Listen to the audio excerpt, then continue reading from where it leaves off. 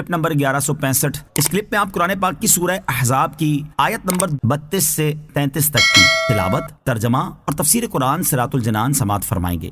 بسم اللہ الرحمن الرحیم۔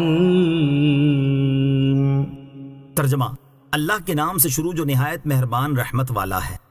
یا نساء النبی لستن کأحد من النساء ان اتقیتن فلا تخضعن بالقول فيطمع الذي في قلبه مرض وقلن قولا معروفا۔ ترجمہ: اے نبی کی بیویوں، تم اور عورتوں جیسی نہیں ہو۔ اگر تم اللہ سے ڈرتی ہو تو بات کرنے میں ایسی نرمی نہ کرو کہ دل کا مریض آدمی کچھ لالچ کرے، اور تم اچھی بات کہو۔ یا نساء النبی لستن کأحد من النساء، اے نبی کی بیویوں، تم اور عورتوں جیسی نہیں ہو، یعنی اے میرے حبیب علیہ الصلوۃ والسلام کی بیویوں، تم فضیلت اور شرف میں اور عورتوں جیسی نہیں ہو، کیونکہ تم سید المرسلین صلی اللہ تعالی علیہ وسلم کی ازواج اور تمام مومنوں کی مائیں ہوں، اور تمہیں میرے حبیب علیہ الصلوۃ والسلام سے خاص قرب حاصل ہے۔ اور جب تمہاری قدر اتنی اعلیٰ اور تمہارا رتبہ اتنا عظیم ہے تو یہ بات تمہاری شان کے لائق نہیں کہ تم دنیا کی زینت اور آرائش کا مطالبہ کرو۔ حضرت عبداللہ ابن عباس رضی اللہ تعالیٰ عنہما اس آیت کی تفسیر میں فرماتے ہیں، اس سے مراد یہ ہے کہ اے میرے حبیب علیہ الصلوۃ والسلام کی ازواج مطہرات، میری بارگاہ میں تمہاری قدر دوسری نیک خواتین کی قدر جیسی نہیں ہے، بلکہ تم میری بارگاہ میں زیادہ عزت والی ہو اور میرے نزدیک تمہارا ثواب زیادہ ہے۔ ان اتقیتن، اگر تم اللہ سے ڈرتی ہو۔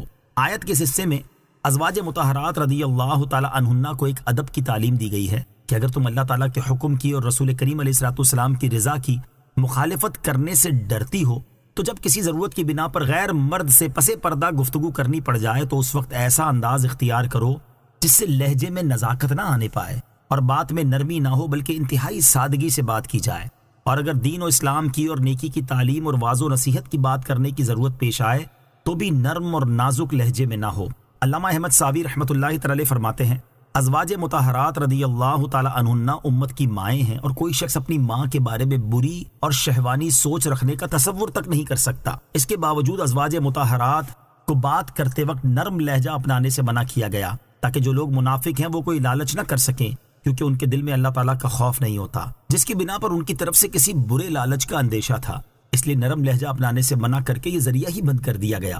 اس سے واضح ہوا کہ جب ازواج مطہرات رضی اللہ تعالی عنہن کے لیے یہ حکم ہے تو بقیہ کے لیے یہ حکم کس قدر زیادہ ہوگا کہ دوسروں کے لیے تو فتنوں کے مواقع اور زیادہ ہیں۔ وَقَرْنَ فِي بُيُوتِكُنَّ وَلَا تَبَرَّجْنَ تَبَرُّجَ الْجَاهِلِيَّةِ الْأُولَى وَأَقِمْنَ الصَّلَاةَ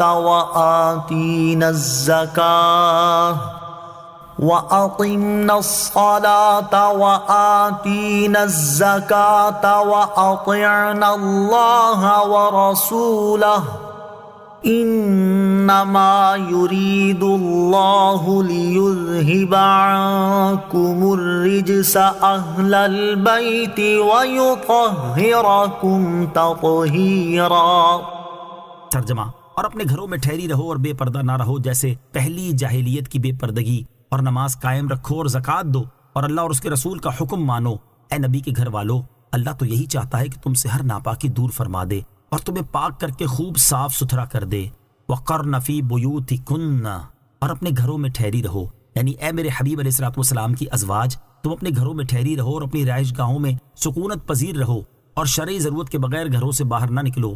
یاد رہے کہ اس آیت میں خطاب اگرچہ ازواج مطہرات رضی اللہ تعالی عنہن کو ہے، لیکن اس حکم میں دیگر عورتیں بھی داخل ہیں۔ ازواج مطہرات اور گھر سے باہر نکلنا۔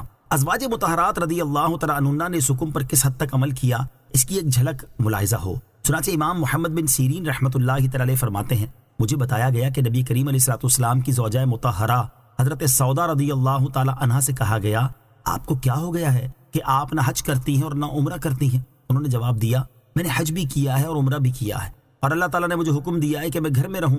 اللہ کی قسم میں دوبارہ گھر سے نہیں نکلوں گی۔ راوی کا بیان ہے کہ اللہ عز و جل کی قسم وہ اپنے دروازے سے باہر نہ آئیں یہاں تک کہ وہاں سے آپ کا جنازہ ہی نکالا گیا۔ اللہ تعالی ہماری ماں کے درجات بلند فرمائے اور مسلمان خواتین کو ان کی سیرت پر عمل کرنے کی توفیق عطا فرمائے، آمین۔